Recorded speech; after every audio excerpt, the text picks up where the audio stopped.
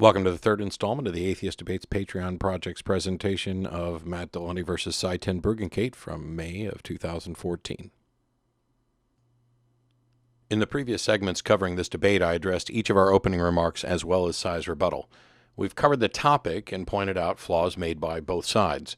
With regard to both the stated topic of the debate, is it reasonable to believe that a God exists, and to Sye's specific argument, I don't think there's much that wasn't covered in those videos. In this video, we'll take a look at my rebuttal, as well as some of the questions from the cross-examination sections. All right. Matt has 10 minutes for rebuttal. This is going to be close to the 10 minutes. I'd like to start by noting that in a debate, one doesn't normally write their rebuttal ahead of time. Ordinarily, you compose it on the fly as a direct response to what your opponent has said. Tonight, though, I'm breaking from tradition and reading a precomposed rebuttal. This idea of reading a precomposed rebuttal turned out to be some people's favorite part of the debate, and I'd like to take a few minutes to talk about this, because while I like the idea, this is one of only a handful of situations where I can imagine this would be considered a good idea. Normally, you don't want to write a debate rebuttal ahead of time. Your job during the rebuttal portion of a debate is to respond to the points that your opponent has raised during their opening. And unless your opponent is incredibly predictable, or you are incredibly good at predicting, you're probably not going to know exactly what they're going to say. You might have some idea, but you may not find that you're actually addressing what was said during their opening. You'll find some opponents like to do something that's called a gish gallop, where they will present a massive amount of arguments, knowing that there's no way that you can't possibly respond to all of them. And then when they get their next opportunity to speak, they will jump onto the points that you did not address and say, my opponent failed to address this point and this point, so clearly they don't have a response and I win. And what the other thing about, pre-writing rebuttal is that you might find that because they didn't raise certain arguments that you expected them to, you're now raising them, which means that you're adding new arguments to their side. In some debate formats with scoring, you would lose points for raising new arguments in your rebuttal. Typically, though, even in those situations, you would be raising arguments for your position rather than raising new arguments for your opponent's position. But we're not doing scored debates, and this isn't about teaching people how to score points in a formal scored debate system. It's just generally a bad idea to write a debate rebuttal ahead of time. What you can do, though, is you can prepare short, concise responses to a variety of arguments and then piece them together as they're raised. Some people use index cards, have a file of them on the desk, and as their opponent raises certain topics, they'll just pull out their pre-rendered answers for those topics. I don't like doing that.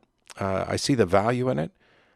There are other people who just rely on memory. I tend to take notes and get the broad themes of what was addressed so that I can then reach into the bag of knowledge that exists somewhere in my brain, or some new idea that I've scribbled down as a response to their position, and piece those together into an effective rebuttal. So select the points from their argument when you're constructing your rebuttal, which you think you can most effectively respond to. Two of them. Just pick two, and put one at the beginning of your rebuttal and one at the end of your rebuttal, and then use the middle section of your rebuttal to address as many of their other points as possible, and offer some explanations that add content that is useful to your rebuttal. So if, generally speaking, it's such a bad idea to write a rebuttal ahead of time, why did I choose to write this rebuttal ahead of time? Well, in this case, it's kind of interesting because Sye is a presuppositionalist, and his entire shtick and argumentation comes down to questions of knowledge, certainty, and the foundations of the logical absolutes. He's convinced that we all know that God exists, and he thinks it's sinful to put us in the position of being a judge over God. This narrows his arguments, and he tends to repeat himself and present the same arguments over and over again. That's not a knock against him. He's convinced that these are true, and why not stick with what you think are your strongest arguments? He doesn't do Bible studies with atheists, or professed atheists, as he likes to call us, because he thinks that we know that God exists. And he'd like to suggest that we don't have a mechanism by which we can know anything. In fact, he closed his rebuttal by asking people to listen to see if I'd answer the question of how I can know anything. Now, we addressed that in the last video on this debate, but my position is that truth is that which comports with reality, and that all of our positions are probabilistic, tentative positions that represent the best models of reality. My position is to some extent focused on the predictive nature of the positions that we hold. Does your position consistently make reliable predictions about reality? If so, then I'd argue that your position comports with reality and is therefore true, even if there's some ultimate perspective of reality in which your position isn't true. I wrote the rebuttal to show that, 1, I could successfully predict what he would say. 2, I understood and could address his position. 3, I already understood the flaws in his position. And 4, that we can know things even if we're unable to give an account of how we can know them, though sometimes we can. So given that I pre-wrote this rebuttal, what went right and what went wrong? Well, one of the things that went right was that the crowd loved it and got it. Some of them got it right from the beginning, and they were way ahead of me, which allowed them to sit back and take in this rapid-fire, dense information, knowing where it was going to go. It also addressed most of his points and made some strong points of its own as well. There was some good information in that rebuttal, and I'll let you go back and listen to the actual debate to hear that. But one of the things that it did was I predicted that he would quote me, and that what he'd quote may not reflect the current position that I'm presenting, because my mind can change. This is important, and it turned out to be incredibly significant, as most of his opening, rebuttal, and closing statements consisted of him having a straw argument with video footage of me without actually addressing the points that I'd made during the actual debate. And lastly, it served the purpose of doing what I had intended. If the question is, how can you know something, or what do you know? And you're able to write your rebuttal to demonstrate that you knew enough about what was going to be said to write a satisfactory rebuttal before the debate even began. And that tends to undermine the point that we can't know anything. And it tends to focus it back on this issue of whether or not you can give an account for what you know, an explanation for how you know it, the foundations of epistemology. And it allows me to show the difference between my view of epistemology, which doesn't have a notion of absolute certainty within it, that is probabilistic and tentative, with his version of epistemology, which is he's certain, and he can be certain because there's some God who allows him to be certain. And at no point does he explain how this is even possible. On the front of what went wrong, well, first of all, it didn't specifically address the only explicit argument that he made. I was able to address this later, and of course I addressed it in these videos, but it would have been nice to leave a gap in the rebuttal to add content that was needed. Another thing that went wrong was that it was a very dense rebuttal, and I had to read it quickly to get it to fit into the 10 minutes. I knew that I was going to get to all my points, but that's not a format that is readily accessible to people. First of all, I don't like being read to, and I think others feel similarly. And I don't know that they're going to get as much out of a rapidly read, dense, philosophically laden rebuttal. One of the things about doing debates is to know your strengths and your weaknesses. It's nice if you can have an understanding of your opponent's positions that's at least equal to their understanding, if not surpassing it. But my strength in debates is that I'm able to communicate ideas simply in a way that connects with a lot of people. And one of the things that people don't realize about debates is it's not necessarily about who has the best facts or the best arguments. There is a theater component to it. There is an audience connection component to doing a debate. If people hate you, it doesn't matter what you're actually saying. It may not get through. And in my case, having come from a background of 25 plus years as a fundamentalist Christian, most Christian audiences recognize that I'm coming from a background similar to theirs, that I lived this for 25 years, that I'm not, a complete fraud, that I have an understanding of the Bible and theology and doctrine that may even be greater than theirs. Most people understand that no matter how misguided they may think I am clearly passionate, thoughtful, and sincere in addressing the topics. Some of that gets lost when you have a dense, philosophy-laden message that's merely read to people and read very quickly. The internal maps of reality are secondary. Our goal, by the way, is to construct the most accurate map of reality, as I said during Sye's opening, and it's no solution to assert that you're certain that your map is right. Asserting that God exists and we all know it is not a solution to this problem. It's not a defense of God, it's not an argument, and it's not relevant to this debate or any debate. In order to be reasonable to believe that God exists, we need a valid and sound argument supported by evidence, just as we would for any other proposition. It's unreasonable to begin by presupposing the proposition in question. It is unreasonable to believe something merely because it has not been proven wrong. And it's boneheadedly silly to claim that you can't possibly be proved wrong and pretend that settles the argument.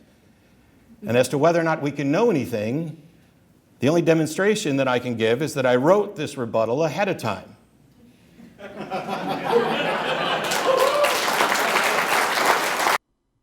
The next portion of the debate comprises 4 segments of cross-examination where the person asking the questions is in control of the time.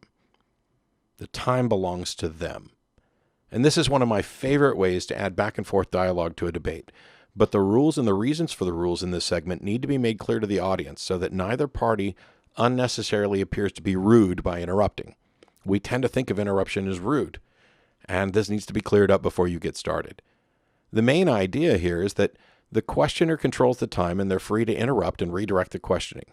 This format ensures that both parties have equal opportunity to ask questions and demand answers without monopolizing all of the time in the exchange.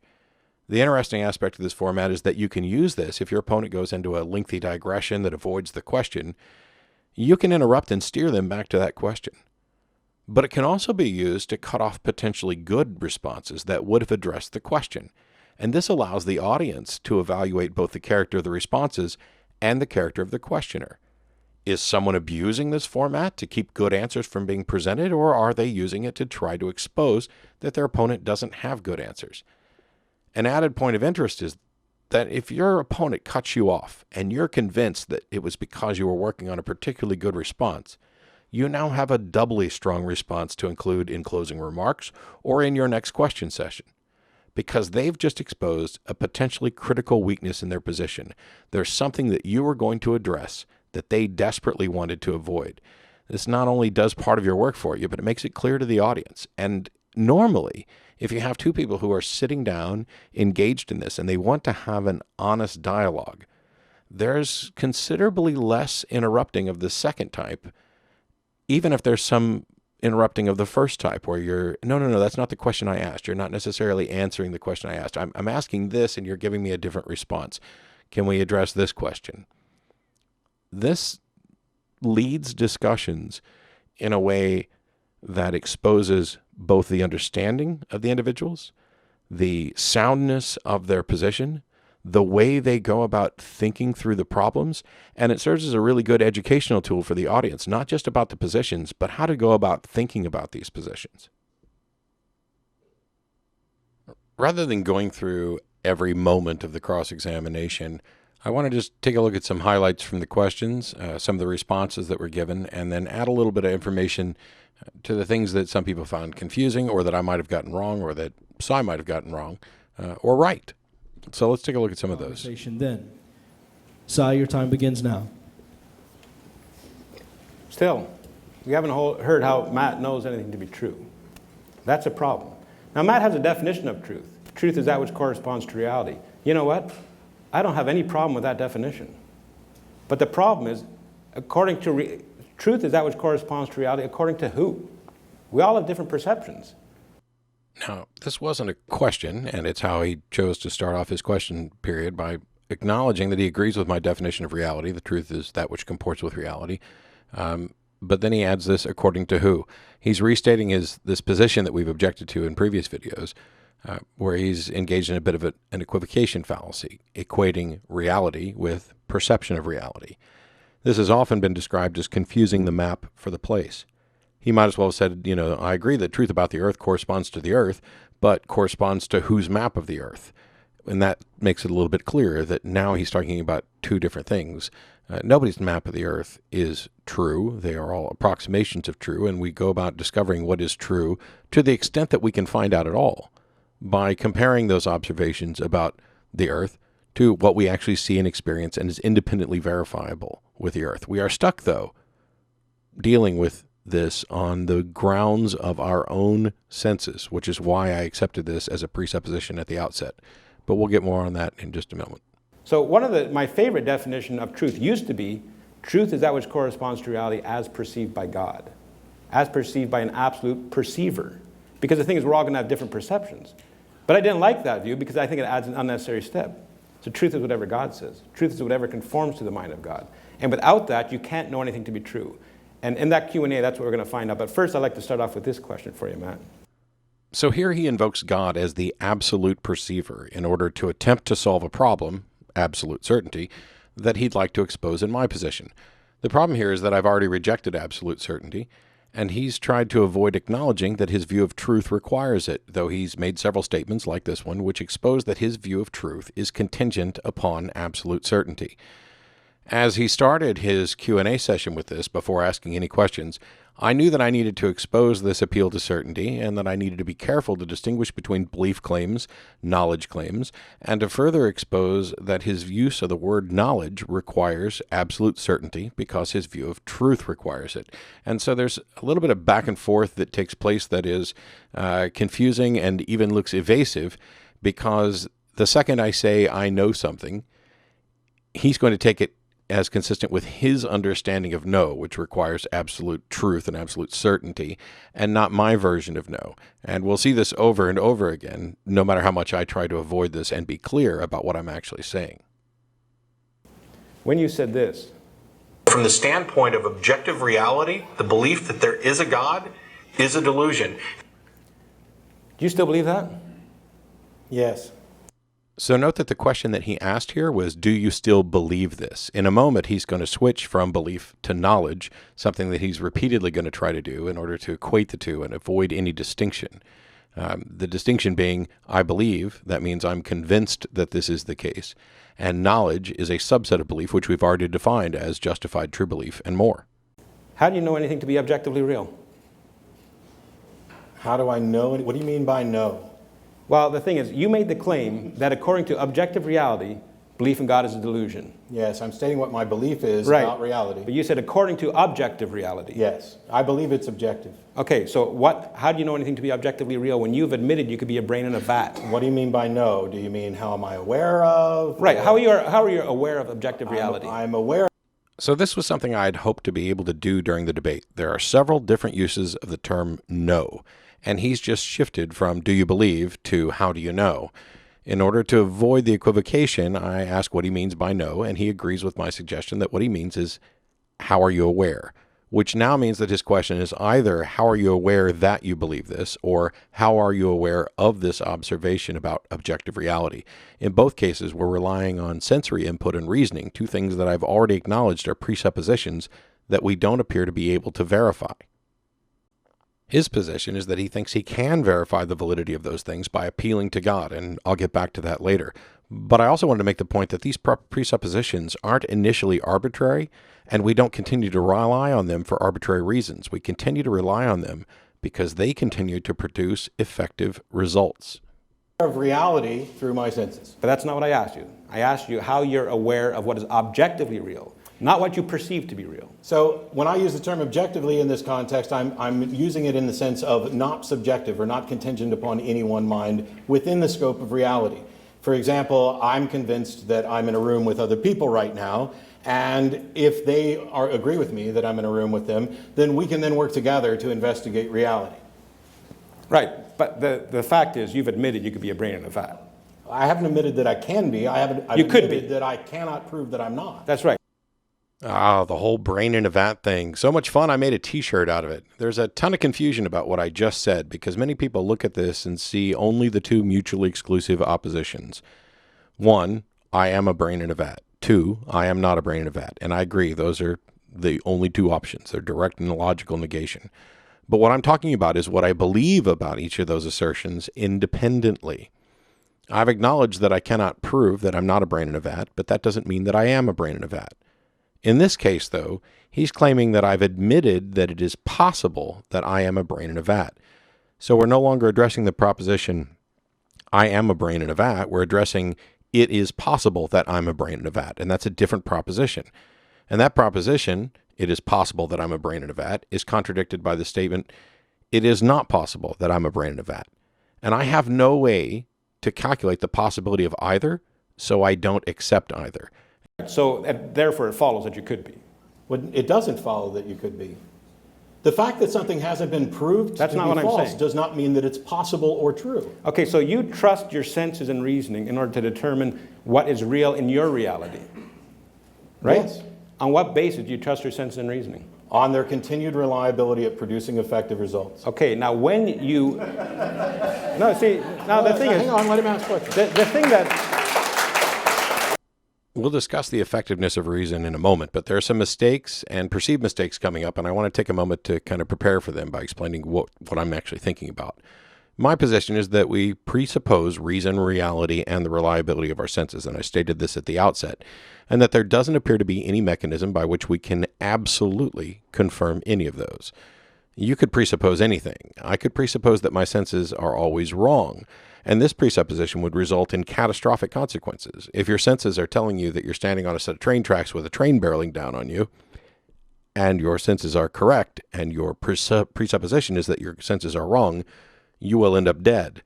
And later on, I'll use an example like this that is fallacious in some context, but I'm talking about it in the sense of what we can verify and why we continue to rely on reason and why we continue to rely on those presuppositions. That's it. I'm not claiming that we can verify our senses or reason or reality in an absolute sense, just in an internally consistent and coherent sense, where our best efforts to evaluate them allow us to identify when we're using flawed reasoning, misinterpreting our senses, or have information about reality that results in errors. It ceases to amaze me that you don't see the folly of that answer. Because the thing is, he said on their continued reliability. How does Matt know whether they've been reliable in the past? How does Matt know they're reliable now? How does Matt know that they're going to be reliable? Do you know why? Because he uses them to prove it. It's a vicious circle. So here, once again, he switched to how does he know instead of why does he believe, or how does Matt know instead of why does Matt believe. Conflating belief and knowledge again. It's important because my position is that I believe, though I am not certain, that my senses are reliable. And yes, it's because I use them. When he switches to how does Matt know, he's once again trying to exploit this idea of uncertainty, preventing us from having any reasonable foundation. While the things he's questioning are not only the foundational presuppositions, they're the ones we both agree on. His entire objection, even though it's not explicitly stated at every turn, is that I have no foundation for the foundations, and he does, though he never explains why his foundation should be accepted. He just keeps pointing out that I can't give you a good reason to think this is the case. And I've already acknowledged that, which is why they are presuppositions. How do you know that your cognitive faculties, by which you determine things to be true, are functioning properly? Well, I test them by using them. By using them. Now, if they were not functioning properly, how could you know it? I'd probably be dead. See, now that's a fallacy of irrelevant theses. A lot of people don't realize that. But the thing is, let's say I went to a plane crash. I was a reporter hired to cover a plane crash. And I go to that plane crash, and I say, how is it possible you survived this plane crash? And if he said, if I didn't survive it, I couldn't be here talking to you. That's exactly what Matt did here. I'm asking how he knows that his sense and reasoning are reliable. He says, well, I'd probably be dead. That's like me going to that plane crash and saying, how did you survive this crash? He said, if I didn't, I wouldn't be here talking with you.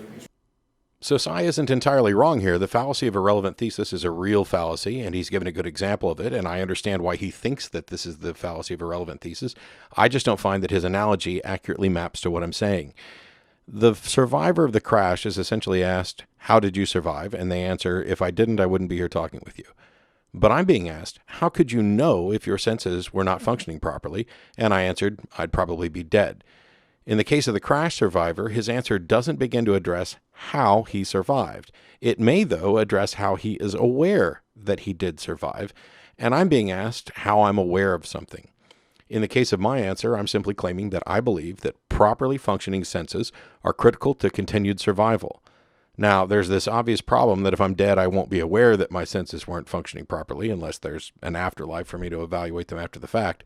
But that's a side point. What he's really getting to is how can anyone tell that senses are reliable? How am I aware of it? Because they continue to demonstrate their reliability by my continued existence. Those things are tied together. Whenever we evaluate the reliability of our senses, we evaluate whether or not they're producing productive, predictive positions that continue to be consistent with reality. And that is tied to whether or not we continue to exist, how productive our lives are, etc. How about this? Why don't you tell me one thing you know? Why? Because that's my question, sir. Well, what do you mean by no? Justified true belief.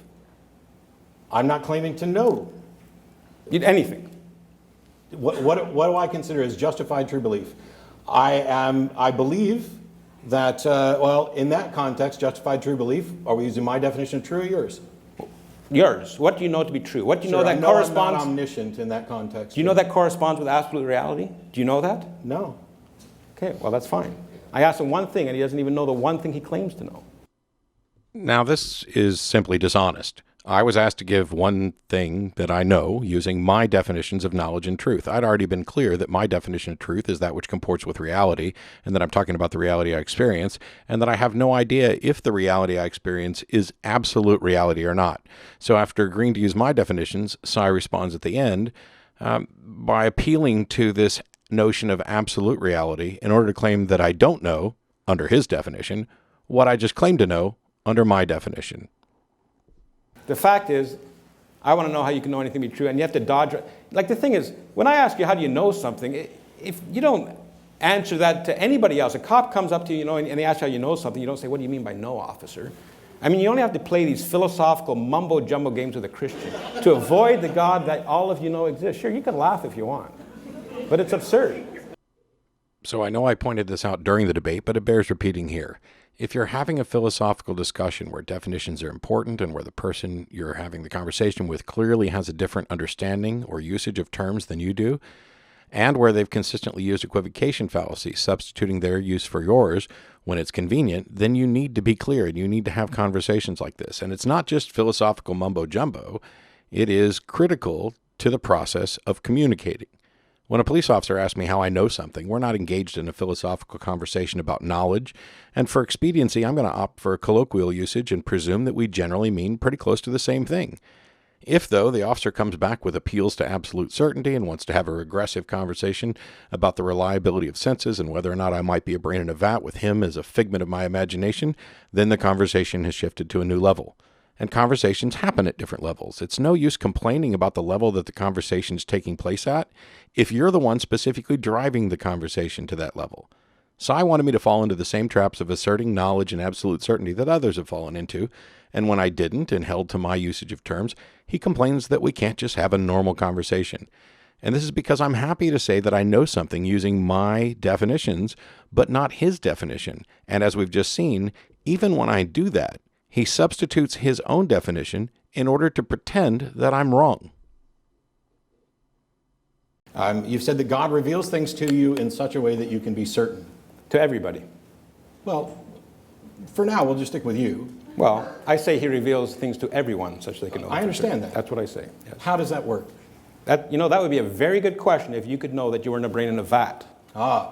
So you're not going to answer the question. No, I would say it's irrelevant. Your question presupposes that it's happened.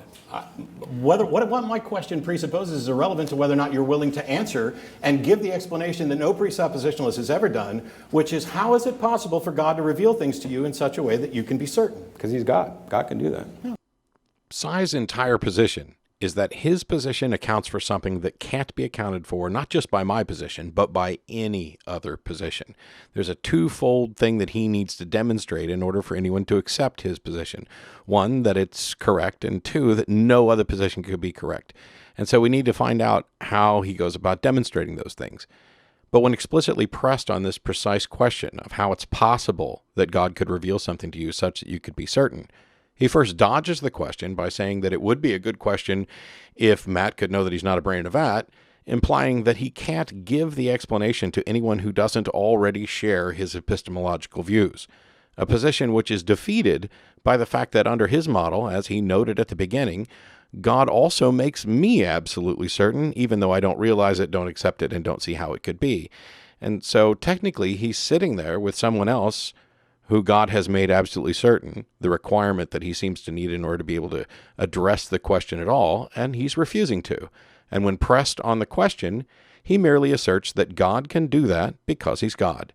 This is pretty much the point at which the debate should have ended. He's making assertions and refusing to back them up with anything beyond more assertions.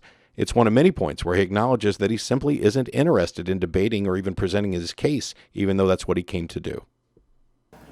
Now, you said that Are you saying God can't do that? And now we see what we've seen over and over again, and it won't be the last time. I've just asked him a question. His response merely asserts that God can do that because he's God. And now he's asked me if I'm saying that God can't do that.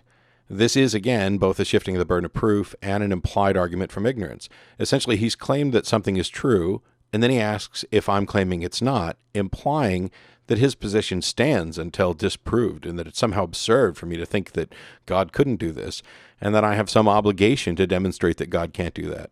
When the truth is that my position is that I am not convinced that what he has said is true, because all he's done is assert it and not offered any justification for it. And it doesn't just sit there and stay true until somebody debunks it. And he does all of that in the span of a single question, tossed out as an aside. It'd be a great debate tactic if it weren't for the fact that he's just finished obviously avoiding the most critical question with respect to his case. It'd be a great tactic because it can tempt an opponent into offering a lengthy explanation of the sort I'm giving now, which takes up some of their time, puts them on the defensive, and helps you avoid having to address other questions. In the next installment, I'll try to finish out the cross-examination and take a look at the closing statements.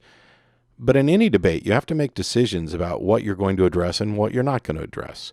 Your opponent might offer up a dozen different arguments, and you can't possibly refute all of them in the given time frame.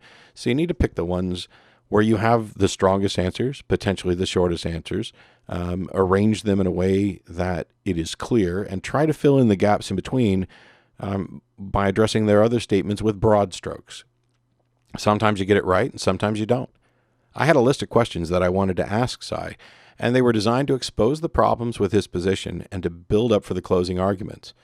When I asked the question of how God could reveal things to people such that they could be certain, I was hoping to get an answer that I could evaluate, something that I could pick apart and either accept or reject. That's the entire purpose of having these sorts of conversations. Nobody has been able to demonstrate a path to absolute certainty, and here's someone sitting right here with me who is claiming that it's possible and cannot or will not provide an answer or an explanation for why that is, beyond a simple assertion. I'm not convinced that there's any path to absolute certainty, and if there is one, it'd certainly be nice to know about it. Did I just say certainly be nice? Yes, I did. We'll get to maximal certainty a little bit later. But the obvious problem is that the infinite regress of using reason to prove reason seems to preclude the idea of reaching absolute certainty, which is why I acknowledged that these are presuppositions. Sye's position is that he feels justified in presupposing an explanation for the things that I presuppose, and then just stating that explanation, and then stating that this explanation, God, is necessary and sufficient without actually demonstrating it. When I got the simplistic, God can do that because he's God answer, I had a choice between pressing further or stopping, and I chose to stop.